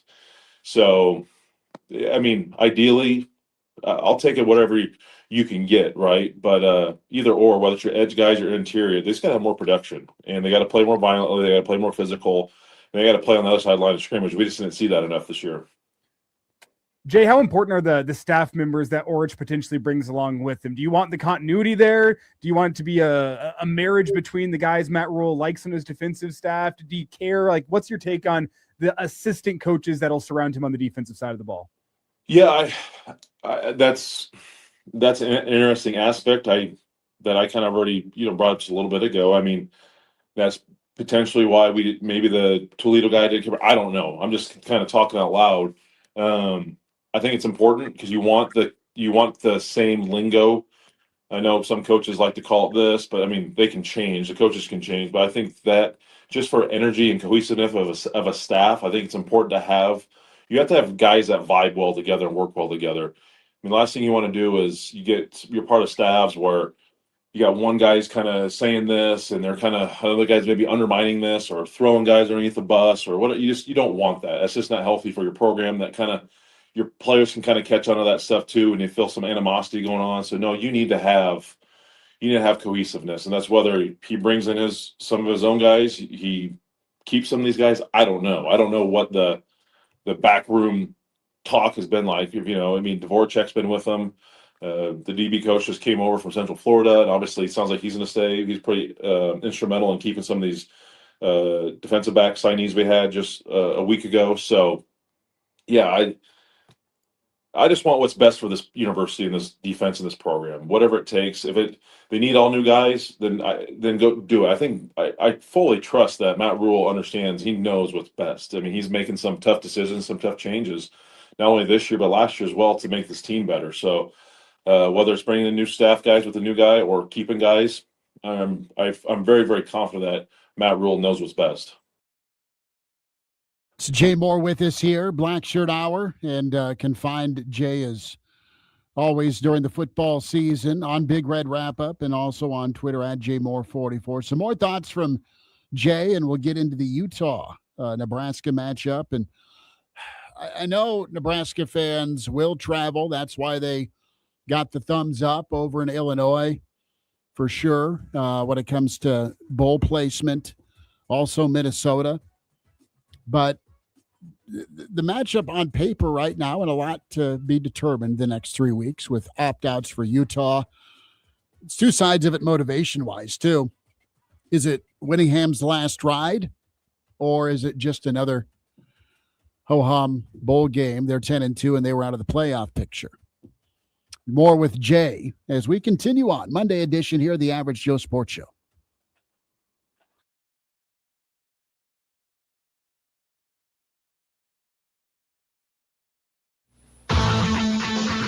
Boys basketball Tuesday night. Wahoo takes on Norris. I'm Jeff Moats. You can join me for the play-by-play. Coverage begins at 7:20 right here. FM 101.5, 1240 AM, KFOR.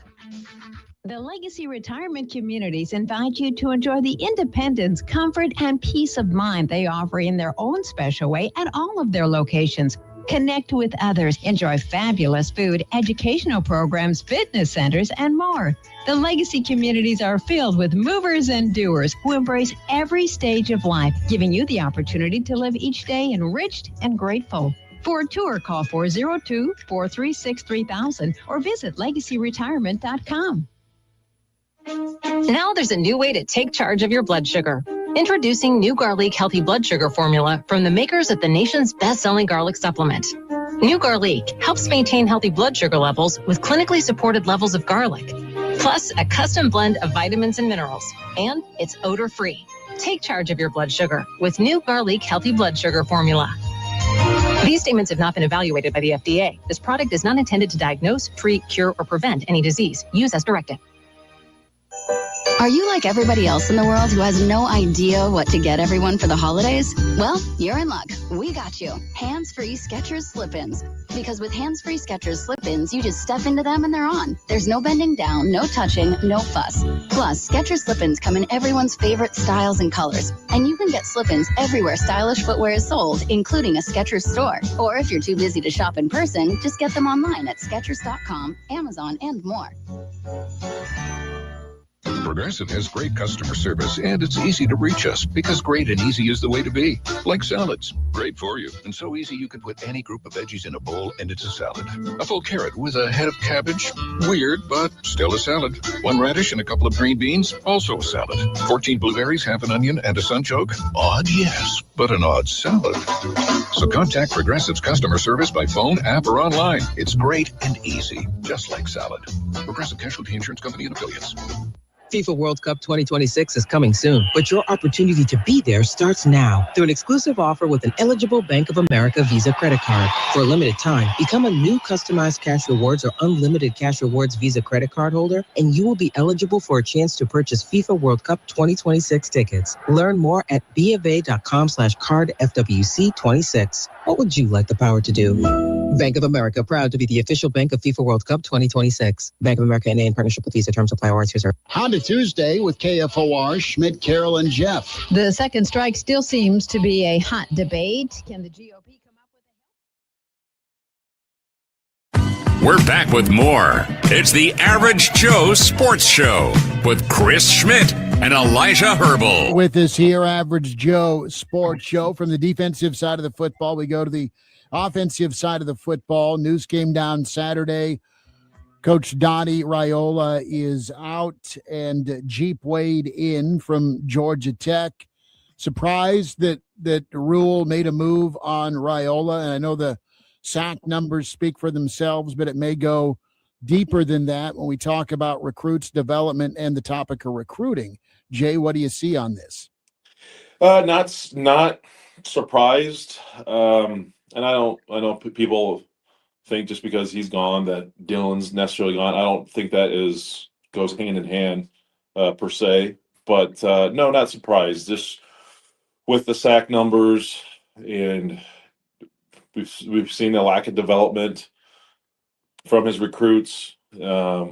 Just something seemed to be off, right? And just old linemen that I know that I played with and played the next level, they saw different things, and I trust their eyes and I trust what they see, and I know, what I like to get, what I don't like to get from as a former defensive lineman. So, yeah, something needs to, you got to get things changed. And let's be honest, he's identified where we need to improve the most to get Nebraska back to a more competitive program. Is you got to improve on the O-line and D-line, and whether that's your wholesale coordinators or your O-line coach, and that needs they weren't good enough. I mean, it's that just kind of shows you. I mean, Emmett was fantastic this year, obviously, and those interior guys were better. I will say, like, those guys that played, I thought Pritchett got better. Corcoran got kind of put in a tough spot with injuries.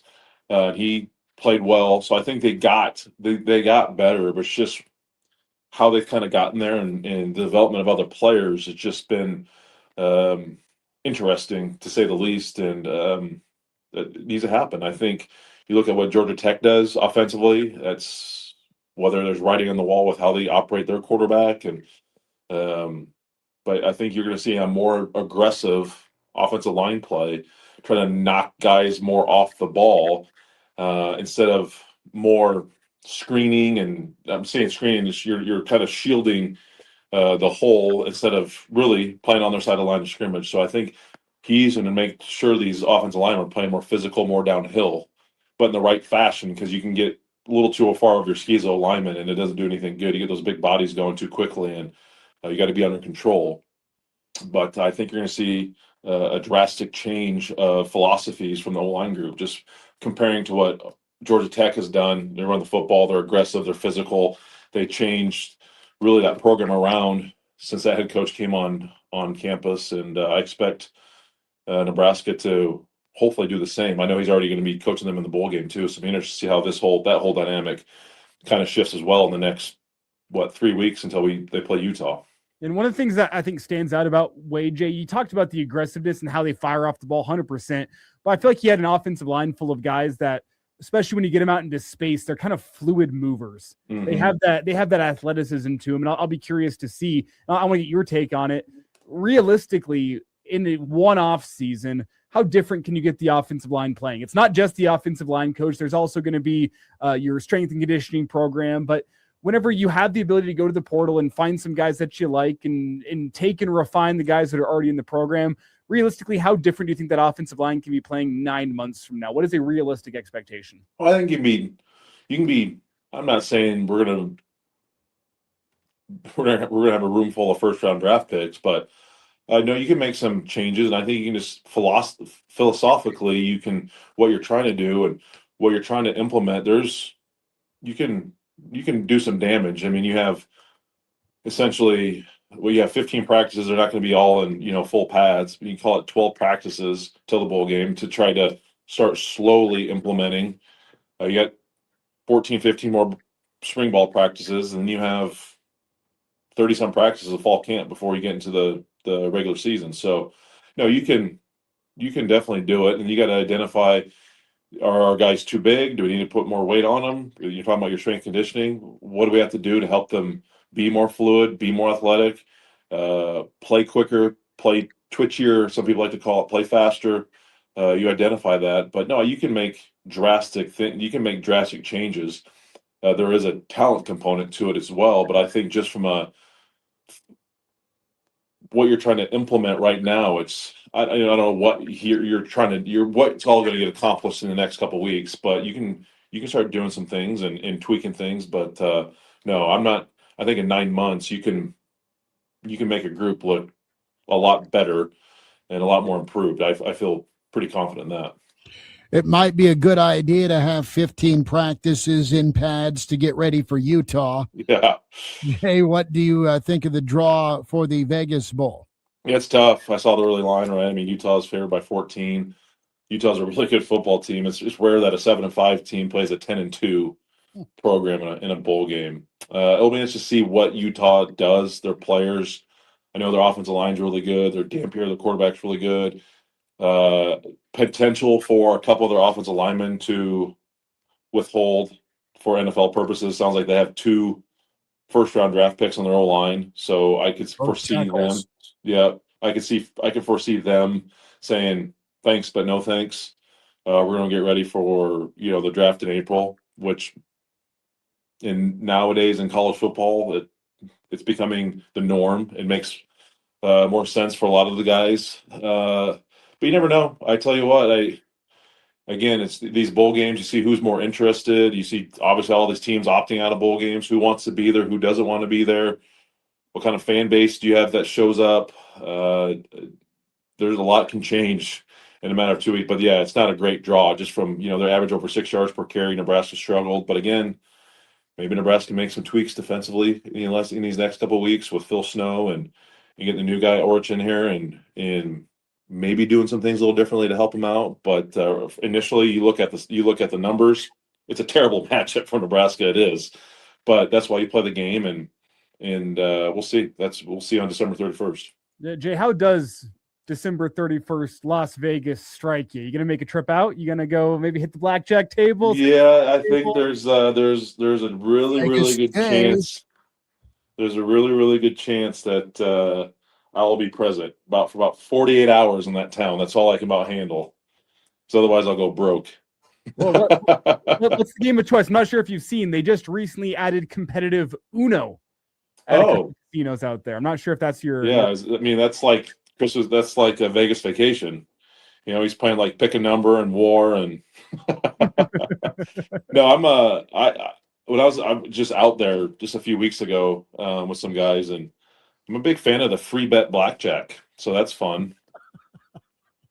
That's a good game. I didn't make it to any of the tables for Big Ten Media Days, and we're disappointed in you still. I'm not Elijah. I don't walk in, throw down 50, leave with 100, play one-hand blackjack about 7 hours apart, and end up being able to pay for dinner, the flight, and the round of drinks. Elijah's Rain Man over here when it comes to winning hands. It's just, well, don't ask You me get the count real quick, don't you? No, I don't do that because there might be a casino boss out there listening. I don't do that. Definitely not. Open the exit door with his head. Like, well, in Vegas, they have those continuous shuffling machines anyway. Yeah. So you never get the count, but your odds go down for every hand you play. So They do. That's true. The longer you sit there, the more likely it is they take all your money. Yep. The more you get punched in the face. Absolutely. Or the more free drinks you get. Right? Free. In parentheses. Yeah, why not? I'm a high Those roller. $50 hands you're playing, you still get that free Budweiser bottle. It's a $50 Budweiser bottle. Yes. Jay, will get caught up next Monday, bud. Appreciate the time. Yep, sounds good. I'll talk to you boys next week. Decision making, you'll be cruising into the new year with no payments for 90 days. Save big and celebrate more. Apply today at libertyfirstcu.com or call 402-465-1000. APR based on credit worthiness and vehicle details. Offer valid on 2021 or newer models and is subject to change. What do you give the person who's always at their desk? X-Chair. This holiday, give next level comfort with X-Chair ergonomic seating. Dynamic variable lumbar support and SiFloat Infinite Recline has your back. X-Chair elevates work, gaming, projects with everyday comfort.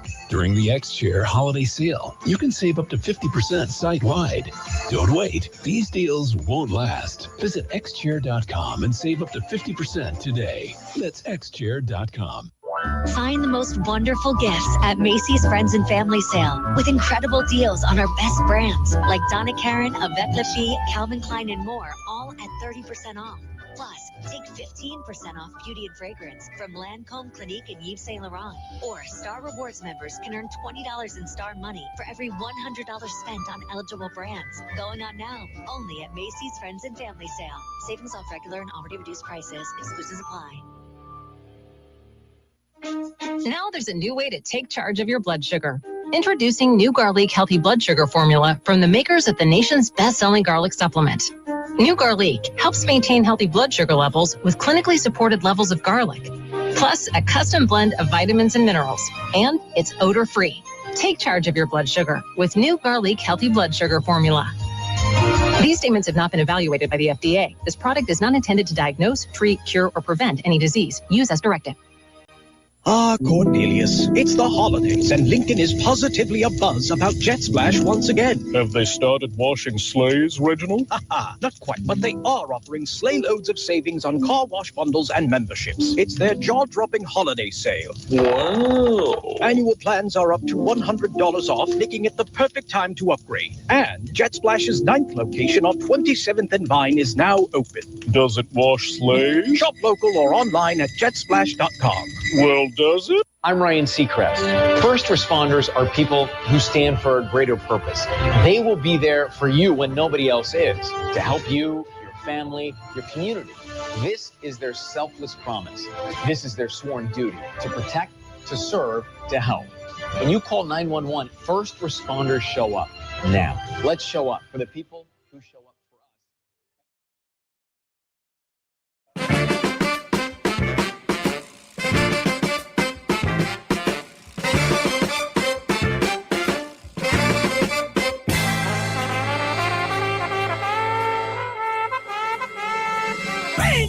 Miss anything today? You can always find the full show online.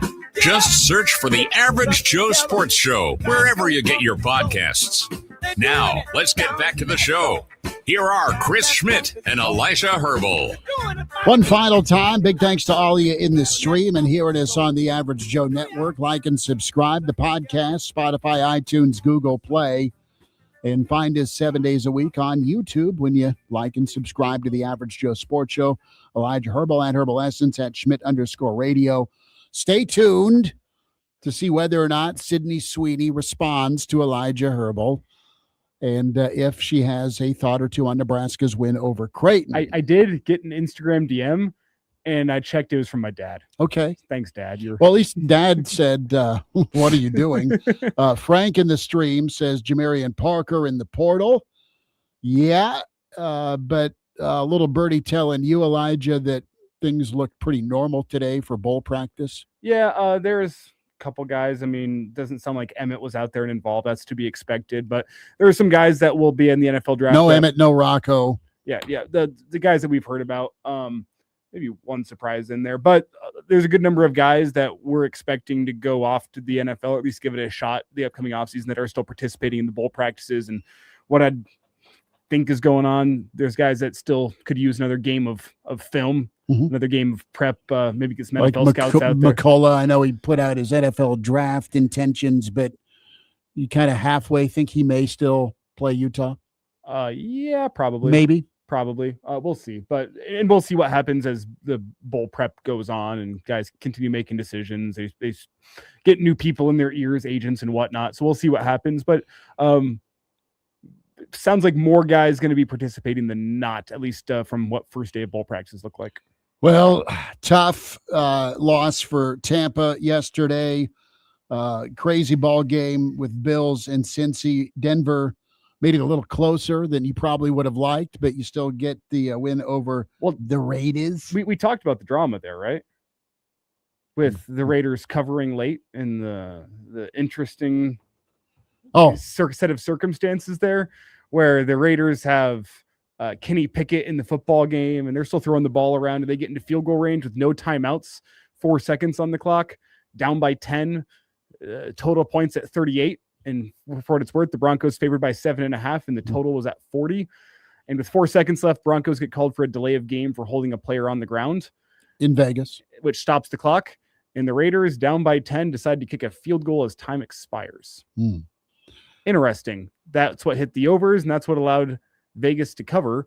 What's interesting about that is it was as time expired. Wouldn't you take a shot to the end? I mean, there's no really right decision to make there, but it is a little eyebrow raising. There is an absolute right decision if you wanted Vegas and the points. It's just it's the over. It's an interesting end to the game given the location of where the Raiders are.